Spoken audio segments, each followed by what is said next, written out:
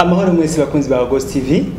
turi muri cya kiganiro mukunda cyane cy'ubuhinga n'ubumenyi. Uno munsi turabayagira ku gikoresho dusanzwe tumenyereye cyane, tubona hirya no hino, turabona abantu bakigendana, turagisanga ku ishure, turagisanga kwa muganga, no mu buzima busanzwe aho tudandariza, ari umuntu adandaza, hose turakimenyereye. Icyo gikoresho naco ni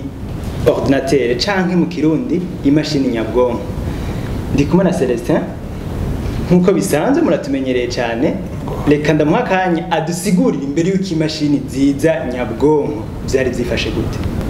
Mwaramutse bakunzi ba Ghost TV, nkuko mugenzi wanje yampaye umwanya, imashini nyabwonko aho hambere hahise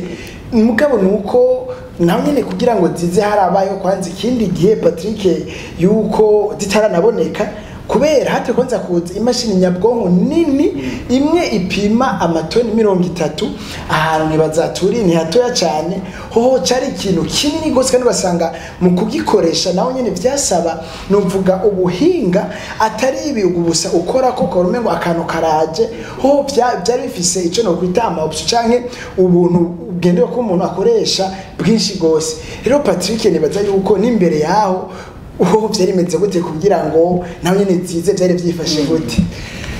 Imbere yuko izi mashini nyabwonko zishika, ibikorwa byarakorwa nkuko bisanzwe, ariko ntibyashikiriza urugero rwo kunyarutsa tugeze kuno munsi. Muribuka neza aho hambere nko mu Burundi wacu, imashini nyabwonko ntizishitseho vuba, haraheze ikiringo kinini cyane. Ico gihe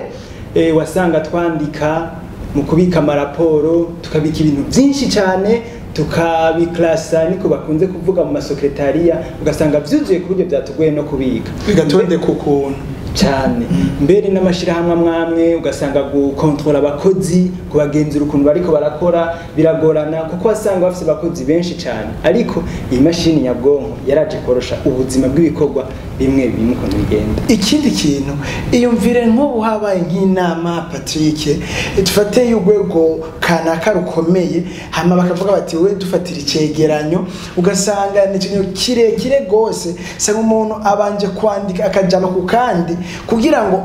abihereza abantu bose, numva byaragorana nima ku muntu wese aze abyimure. Ariko kubu kubera imashini nyabwonko biciye bikorana na bw'ahinga ngurukana umenyi, umuntu arandika gusa iyo raporo cyangwa ico cegeranyo gaca birungika, usanga ni ibintu byoroshe gose neza cyane. Bakozi ba Ghost TV,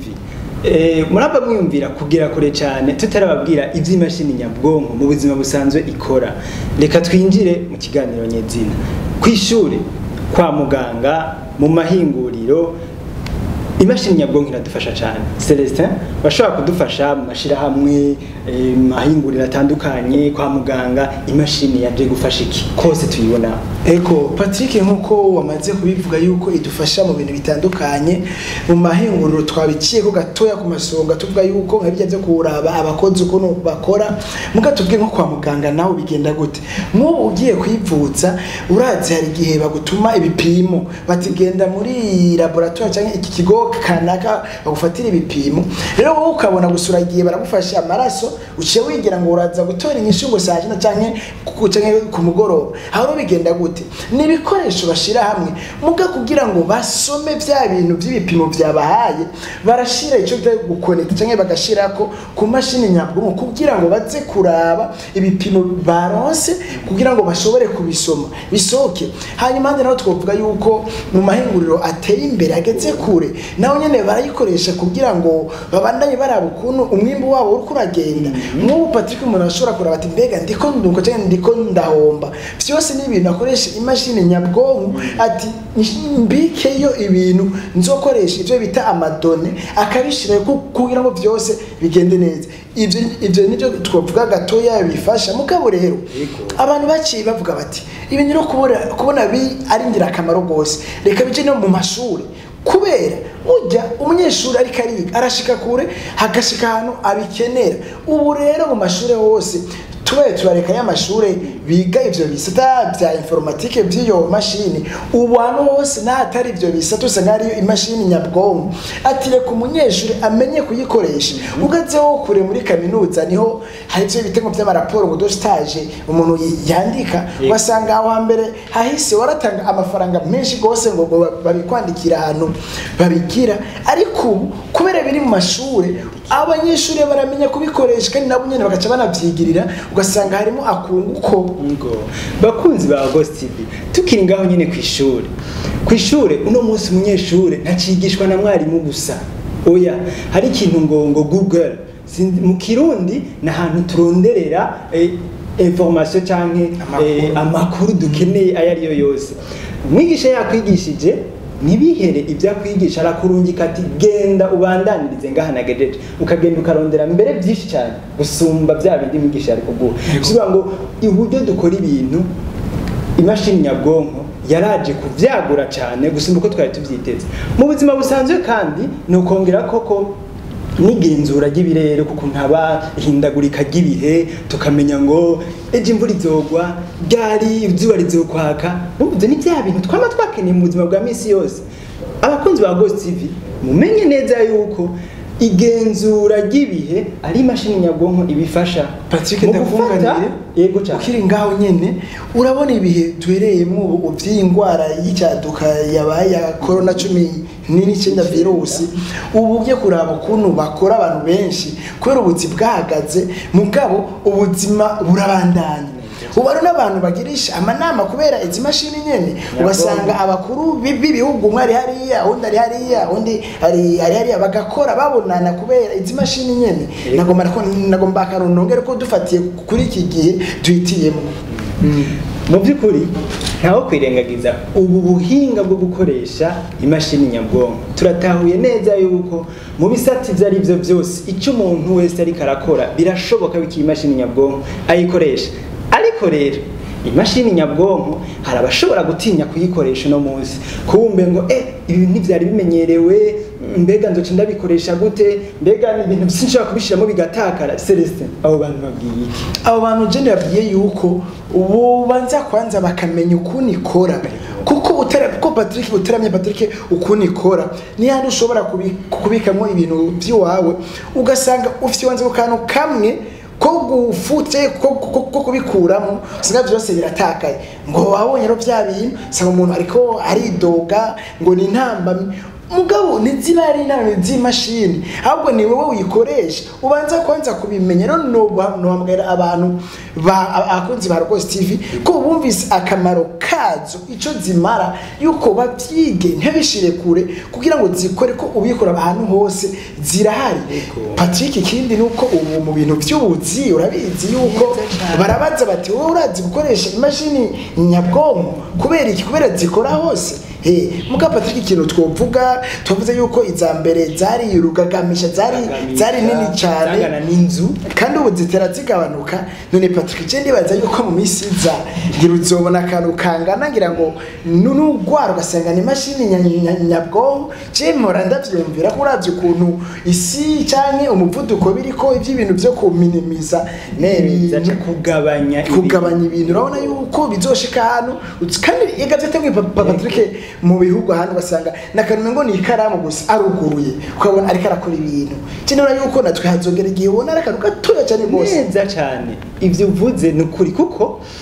imashini nyabwonko yatanguye ari nini uno munsi hagezeho tugatwara mu ntoki twibuke kandi ko iyi telefone tugendana mu gutuma tumanaka amakuru dukoresha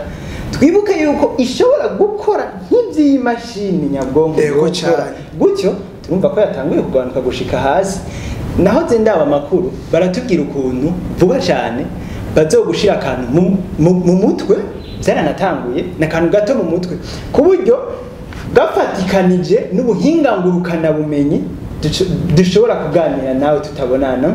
dushaka kuganira nkiyumvira kagaca kabari ko gasohora ivyiyumviro ivyo cyane vyose urumva ari ibintu bigaragaza yuko kagenda kamanuka bivanye no kuntu ubuhinga butera buja imbere. Hanyuma Patrick kwinuro c'intambamyi zizi mashini nyabwonko mugasi imashini gusa burya bivana n'abantu kuntu ibintu vyose babifata. Urabona ubu barashizemo ibintu vy'imikino ivyo bita amaje abana bagakina usanga barakina amakarata ariko bakina iki. Jewe ico tukwita nk'intambamyi ntoya ngaho Patrick nuko abana muri bimwe bita social by'umubano nasubira ko ngo yoja mu bandi agakina umwana akamenya ukuntu abana n'abandi ugasanga yibereye mu cyumba umunsi wose nk'ubo bari mu by'uruhuko se umwana yibereye mu cyumba ari mu rutwe tuntu ariko arakina mugabo ugiye hanze ugakina umupira ugakina y'amapiri ugakina ibiki eko abana baragwana mugabo kandi bakamenya kubana ugasanga kwa kwikumira nta guhari. Inzo no ko ni intambamye zimwe ziriko ziraza kubera iyi mashini ko murazi ikintu cyose kiragira n'ingaruka yacu. Yego turumvise yuko ya mashini nyabwonko irafata no mukaranga kuko mukaranga nkako Burundi turabizi neza yuko abantu bagize kurabana hageze kuruhuka ndaja kuraba Celeste tukayaga ariko kuruhuka mu mutwe candukira ku mashini nkarondera ibinsamaza numva ko mba ndiko ndatakaranga navyo nyene. Ego kandi Patrick iyindi ngaruka mi Patrick no vuga nuko ku bantu bakunda kuyikoresha gose usanga kenshi bagwara amaso kubera kujya kuntu kutigerera ugasanga umwanya munini awumaze ari ku mashini iyi nayo ugasanga iyo canke ico uwo muco wayo ukubise ku maso ugasanga umaze ko umwanya munini amaso ashobora no kugwara amaso. Niyo nini ngaruka ifatiye mu gukoresha apana ngo ni ngaruka ngo ifatiye ngo ku mashini yabo mu kuyikoresha umwanya munini urenze. Yego cyane bakunzi ba Ghost TV